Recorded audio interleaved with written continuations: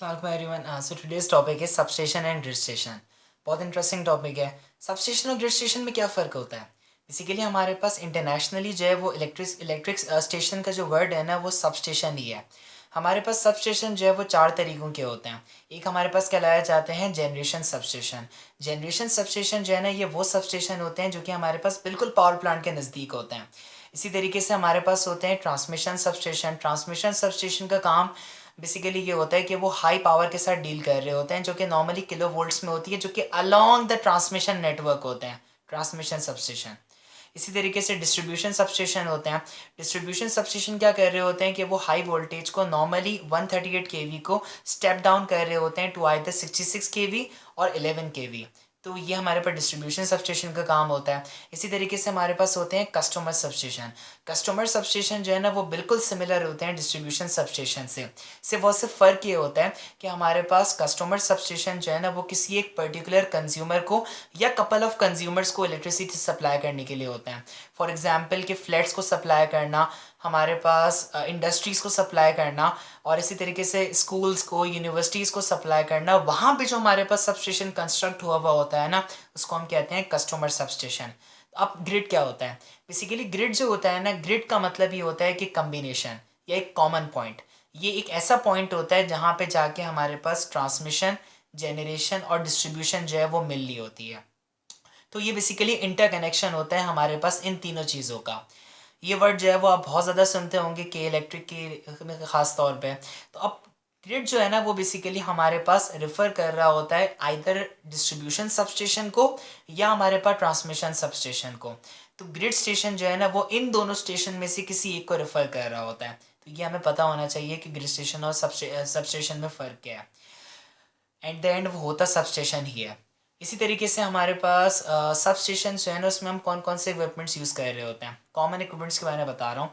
एक हमारे पास होते हैं स्टील गैंट्री. स्टील गैंट्री में क्या होता है कि ये बेसिकली हमारे पास बड़े बड़े टावर्स होते हैं. बेसिकली इनका काम ये होता है कि हाई ट्रांसमिशन लाइन हमारे पास जिस पॉइंट के पे आके ड्रॉप हो रही होती है ना सब स्टेशन में, उस पॉइंट को हम कहते हैं या उस टावर को हम कहते हैं कि स्टील टावर, गैंट्री टावर. इसी तरीके से ये हाई ट्रांसमिशन लाइंस को ड्रॉप करने के लिए होते हैं. मतलब कहीं भी जाके तो लगेंगी ना वो सब स्टेशन में, तो जिस जगह पे जाके, जिस टावर के ऊपर जाके लगती हैं उसको हम कहते हैं गैंट्री टावर. नॉर्मली स्टील का होता है. इसी तरीके से हमारे पास होते हैं सर्किट ब्रेकर्स. सर्किट ब्रेकर्स जो होता है वो हमारे पास डिफरेंट तरीके के हो सकते हैं. वैक्यूम सर्किट ब्रेकर्स भी हो सकते हैं, SF6 सर्किट ब्रेकर्स भी हो सकते हैं, ऑल सर्किट ब्रेकर्स भी हो सकते हैं and so on. Circuit breaker का वर्किंग प्रिंसिपल आपको पता होगा कि नॉर्मल कंडीशंस में तो ये क्लोज होते हैं. जैसे ही कोई फॉल्ट करंट आता है ये ओपन हो जाते हैं. हमारे पास आइसोलेटर्स होते हैं. आइसोलेटर का काम ये होता है कि हमारे पास फिजिकली आइसोलेट करने के लिए होते हैं हमारी लाइन को from the source of supply. ताकि अगर कोई मेंटेनेंस का काम करना है तो हमारे पास सप्लाई को ऑफ करना है तो हम आइसोलेटर्स को ऑफ कर देते हैं. तो ये फिजिकली आइसोलेट को करने के लिए होते हैं हमारे पास लाइन को from the source of supply. Isolators बहुत होते हैं. करंट ट्रांसफार्मर्स होते हैं. करंट ट्रांसफार्मर का काम ये होता है कि हमें हाई करंट को मेजर करने के लिए हम क्या करते हैं कि उसको हम स्टेप डाउन कर रहे होते हैं, फिर उसको हम मेजर करते हैं. तो जिस डिवाइस जो कि इसको स्टेप डाउन करती है और मेजर करती है वो करंट ट्रांसफार्मर है, CT होता है. इसी तरीके से हमारे पास पोटेंशियल ट्रांसफार्मर है. हाई वोल्टेज को स्टेप डाउन करना और फिर उसको मेजर करना, ये पोटेंशियल ट्रांसफार्मर का काम होता है. और इसी तरीके से सर्ज अरेस्टर्स होते हैं. सर्ज अरेस्टर्स का काम ये होता है कि हमारे इक्विपमेंट्स जो कि हमारे पास कनेक्टेड हैं सबस्टेशन में, उसको प्रोटेक्ट करना फ्रॉम हाई वोल्टेज सर्जेस. ठीक है. या ऐसे सर्जेस जो कि डेवलप हो रहे होते हैं फ्रॉम लाइटनिंग स्ट्रोक्स, उससे बचाने के लिए हमारे पास सर्ज अरेस्टर्स हम लोग यूज़ कर रहे होते हैं. और भी इक्विपमेंट्स होते हैं, मैंने कॉमन इक्विपमेंट्स बताया. हमारे पास के इलेक्ट्रिक के नेटवर्क में 64 अराउंड ग्रिड स्टेशन हैं. 138 पावर ट्रांसफार्मर्स हैं. के इलेक्ट्रिक के नेटवर्क में 220 केवी और 132 केवी दोनों की ट्रांसमिशन लाइन्स हैं. 500 केवी की लाइन्स नहीं है. 500 केवी की लाइन NTDC के नेटवर्क में है. हमारे पास सबस्टेशन में फीडर्स यूज़ कर रहे होते हैं. फीडर्स क्या होते हैं? बेसिकली फीडर्स जो होता है वो करंट कैरिंग कंडक्टर्स होते हैं. फीडर जो होता है ना वो नाम से ही पता चल रहा है कि ये फीड करने के लिए होते हैं, ये सप्लाई करने के लिए होते हैं पावर को टू डिफरेंट एरियाज. फीडर्स का काम ये होता है कि सब स्टेशन को उस एरिया से कनेक्ट करना जहाँ पे उसको इलेक्ट्रिसिटी सप्लाई करनी है. तो ये फीडर्स का काम होता है. हमारे पास फीडर्स होता है वो डिफरेंट तरीके की उनकी कन्फिग्रेशन हो सकती है. रिंग फीडर भी हो सकते हैं, मैश फीडर भी हो सकते हैं, पैरेलल फीडर्स भी हो सकते हैं एंड सो ऑन. इसी तरीके से हमारे पास सब स्टेशन में आपने एक चीज़ बड़ी वियर्ड से नोटिस करी होगी कि नीचे ना ज़मीन पे स्टोन्स होते हैं, कभी भी ग्रास या सैंड नहीं होगी। इसके पीछे भी एक टेक्निकल रीज़न है।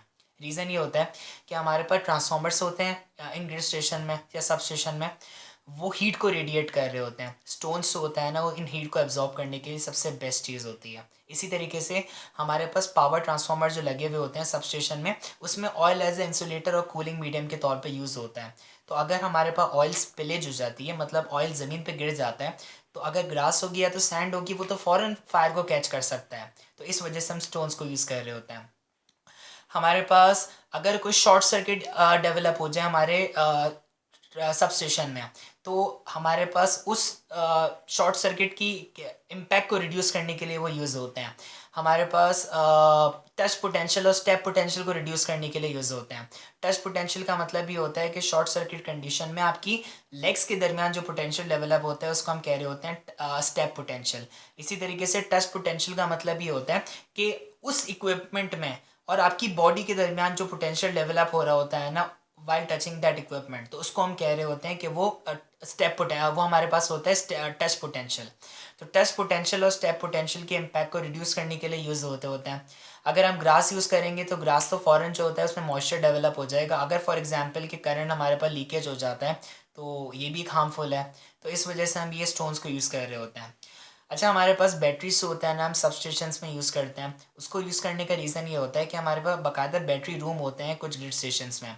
इनका काम ये होता है कि हमारे पास अनइंटरप्टेबल पावर सप्लाई देने के लिए होते हैं स्विच गियर को और दूसरे इक्विपमेंट्स को। और कभी कभी जो होता है वो ब्लैक स्टार्ट के लिए भी यूज़ होते हैं ऑफ द सब स्टेशन। तो ये बैटरीज का काम होता है। इसी तरीके से हमारे पास कभी भी जो है ना वो बारिश के मौसम में सब स्टेशन में अम्ब्रेला लेके नहीं जानी है। उसका रीज़न क्या होता है?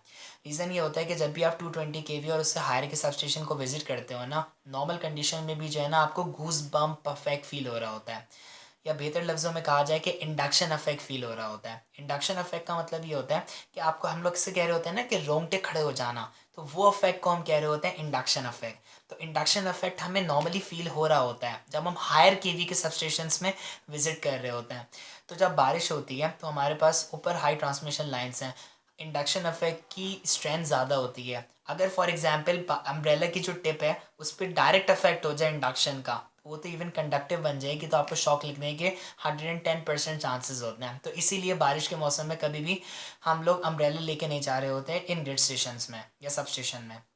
अच्छा, ग्रिड को कैसे पता चलता है कि इस एरिया को या इस घर को इतनी इलेक्ट्रिसिटी सप्लाई करनी है? कैसे पता चलता है? ग्रिड जो होता है वो आपके एरिया को इलेक्ट्रिसिटी भेज नहीं रहा होता।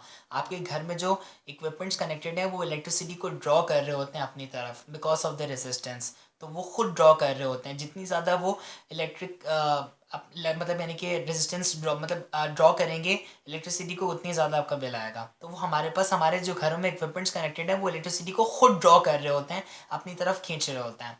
तो ये हमारे पास थोड़ा बहुत इंट्रोडक्शन था ग्रिड स्टेशन का। I hope it will be beneficial for someone इंशाल्लाह। Thank you.